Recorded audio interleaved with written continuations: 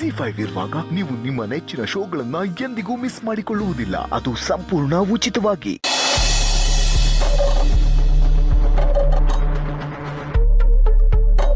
ಅಲ್ಲ ಭಾರ್ಗೋ, ಈ typical English cinema ವಿಲನ್ಗಳಿರ್ತಾರಲ್ಲ, ಅವರು ಒಂದು ಗಾಢವಾದ ಮೌನದಲ್ಲಿರ್ತಾರಲ್ಲ, ಆ ಥರ ಹಿಂಗೆ ಕೂತು ಬಿಟ್ರೆ ಹೇಗೆ ಅಂತ.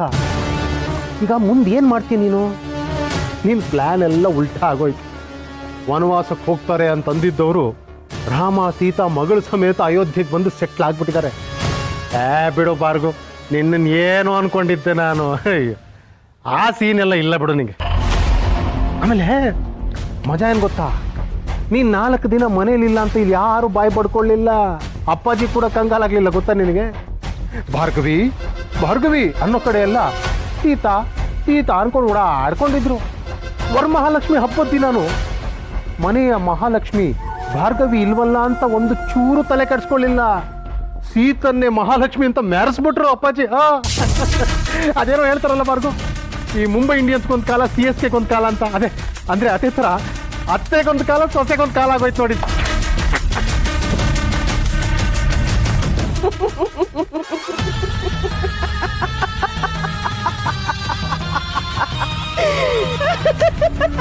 ಇದು ಟಿಪಿಕಲ್ಲು ಇಂಗ್ಲಿಷ್ ಸಿನಿಮಾ ವಿಲನ್ಗಳ ಥರನೇ ಇದೆ ಲಾಫು.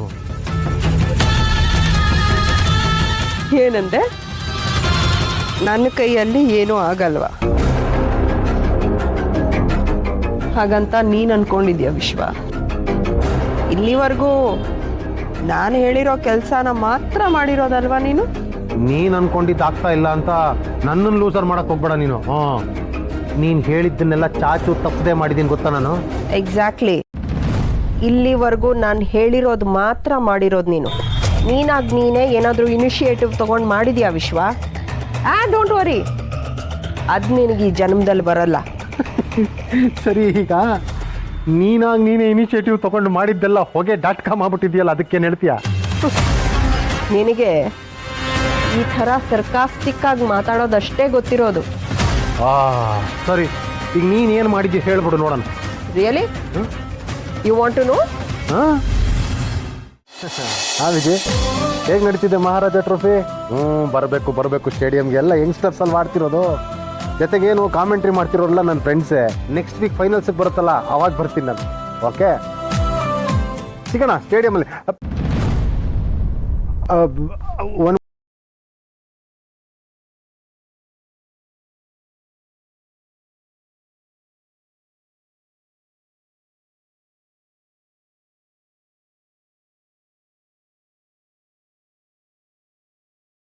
ನಿಂಗೆ ಮತ್ತೆ ಕಾಲ್ ಮಾಡ್ತೀನಿ ಕಣ.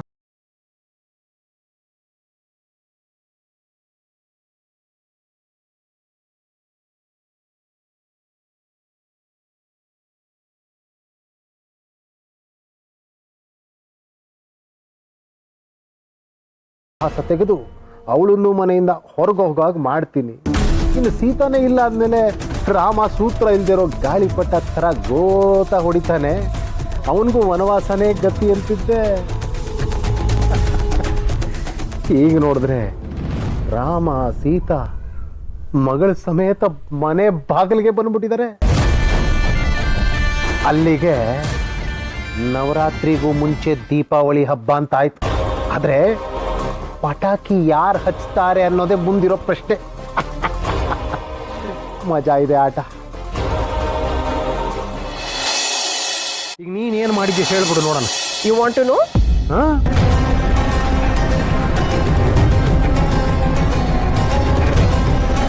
ಇದು ಸೀತಾ ಡೆಲಿವರಿ ಆಗಿದ್ದ ಹಾಸ್ಪಿಟಲ್ ಫೈಲ್. ಹೆಣ್ಮಗು, ಮಗು ತೂಕ, ಮಗು ಬ್ಲಡ್ ಗ್ರೂಪು, ತಾಯಿ ಡೀಟೇಲ್ಸು ಎಲ್ಲ ಇದೆ. ಆದರೆ ತಂದೆ ಡೀಟೇಲ್ಸ್ ಮಾತ್ರ ಸಿಕ್ಕಿಲ್ಲ.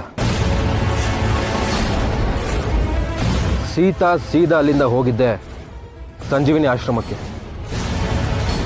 ಸಂಜೀವಿನಿ ಆಶ್ರಮದಲ್ಲಿ ಉಳಿಯೋದಕ್ಕೆ ವ್ಯವಸ್ಥೆ ಮಾಡಿಕೊಟ್ಟಿದ್ದೆ ಡಾಕ್ಟರ್ ಅನಂತ ಲಕ್ಷ್ಮಿನೇ ರೆಕಮೆಂಡ್ ಮಾಡಿ ಆ ಆಶ್ರಮದಲ್ಲಿ ಉಳಿಸಿದ್ದಾರೆ. ಅವರು ರೆಕಮೆಂಡ್ ಮಾಡಿರೋ ಕಾಪಿ ಅದರಲ್ಲೇ ಇದೆ.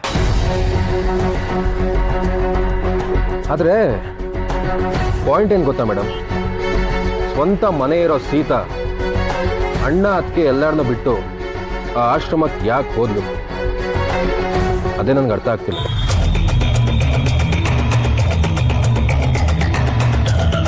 ಸೀತಾ ಪದೇ ಪದೇ ಆ ಆಶ್ರಮದಿಂದ ಯಾರಿಗೋ ಲೆಟರ್ ಬರಿತಾ ಇದ್ರು ಅಂತ ಅಲ್ಲಿ ವಿಚಾರಿಸಿದಾಗ ನನಗೆ ಗೊತ್ತಾಯ್ತು.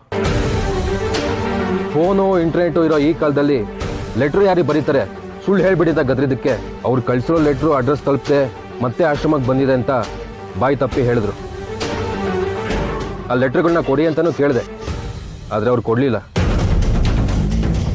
ಅದು ಆಶ್ರಮ ಅಲ್ವಾ, ನಾನು ತೀರಾ ಕೆಟ್ಟೋನಾಗೋದಕ್ಕಾಗೋದಿಲ್ಲ. ಅದಕ್ಕೆ ಆ ವಿಷಯನ ಅಲ್ಲಿಗೆ ಬಿಟ್ಟು ವಾಪಸ್ ಬಂದೆ. ಹಾಗಂದ್ಬಿಟ್ರೆ ಹೇಗೆ ರುದ್ರ ಪ್ರತಾಪ್? ಸೀತಾ ಲೈಫಲ್ಲಿ ಏನೇನು ನಡೆದಿದೆ ಪ್ರತಿಯೊಂದು ವಿಷಯನೂ ನನಗೆ ಗೊತ್ತಾಗಲೇಬೇಕು. ಆಗಲೇ ನಾನು ಅಂದ್ಕೊಂಡಿದ್ದು ನಡೆಯೋದು. ಇಲ್ಲಿ ನೋಡಿ, ನೀವೇನು ಮಾಡ್ತಿರೋ ಬಿಡ್ತಿರೋ ನನಗೆ ಗೊತ್ತಿಲ್ಲ, ಆದರೆ ನನಗೆ ಪ್ರತಿಯೊಂದು ಲೆಟರ್ಸು ನನ್ನ ಕೈಗೆ ಸೇರಬೇಕು. ಓಕೆ?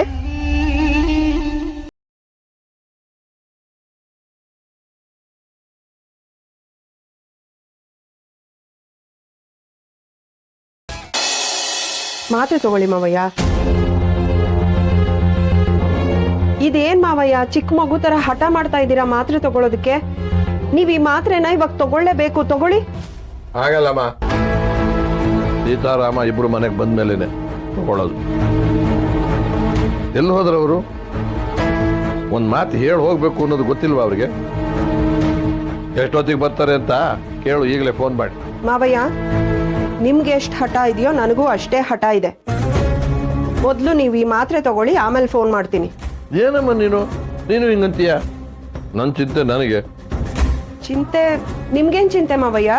ಇವರಿಬ್ರು ಮದುವೆ ಆಗಿ ಜೀವನದ ಕಡೆ ಗಮನನೇ ಕೊಡ್ತಾ ಇಲ್ಲ. ಸಂಸಾರ ನಡೆಸುವ ಯಾವ ಸೂಚನೆಗಳು ಕಾಣಿಸ್ತಾ ಇಲ್ಲ. ಹಿಂಗೆ ಆದ್ರೆ ಹೆಂಗೆ ಹೇಳು? ಮನೆಯವ್ರು ಹೋಗ್ರಪ್ಪ ಅಂತ ಹೇಳಿ ಹೇಳಿ ಸಾಕಾಗೋಯ್ತು. ಅದೆಲ್ಲ ನನಗೆ ಗೊತ್ತಿಲ್ಲ. ನಾಳೆನೆ ಅವನು ಹೊರಡಬೇಕು ಅಷ್ಟೇ. ರಾಮನ ಹತ್ರ ನಾನು ಮಾತಾಡಿದ್ದೀನಿ.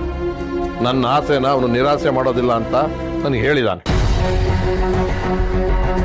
ಮಾವಯ್ಯ, ಅಪ್ಪು ಏನಂದ? ಇನ್ನೇನಂತಾನೆ? ಹೂ ಹೊಂದ್ಲೇಬೇಕಲ್ವಾ? ತಂದೆ ಆದ ಮಗು ಬೇಕು ಅಂತ ಅವನಿಗಿರಲ್ವಾ? ಹೂ ಅಂದ. ನೋಡ್ತಾ ಇರು, ಇನ್ನೊಂದೇ ವರ್ಷ ಮರಿ ಮೊಮ್ಮಗ ನನ್ನ ಕೈಗೆ ಬರ್ತಾನೆ. ನಾನು ಗಟ್ಟಿಮುಟ್ಟಾಗಿ ಅದನ್ನ ಎತ್ಕೊಂಡು ಮುದ್ದಾಡ್ಬೇಕಲ್ವಾ? ಮಾತ್ರೆ ತಗೊಂಡ್ಲೇಬೇಕು. ಕುಡು ಕುಡು.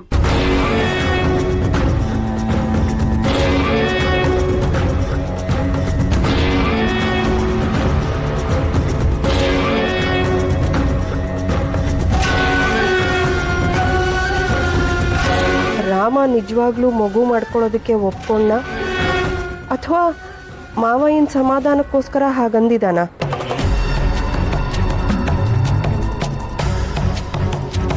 ZEE5 ಆಪ್ ಡೌನ್ಲೋಡ್ ಮಾಡಿ ಎಲ್ಲಾ ಸಂಚಿಕೆಗಳನ್ನು ಸಂಪೂರ್ಣ ಉಚಿತವಾಗಿ ನೋಡಿ.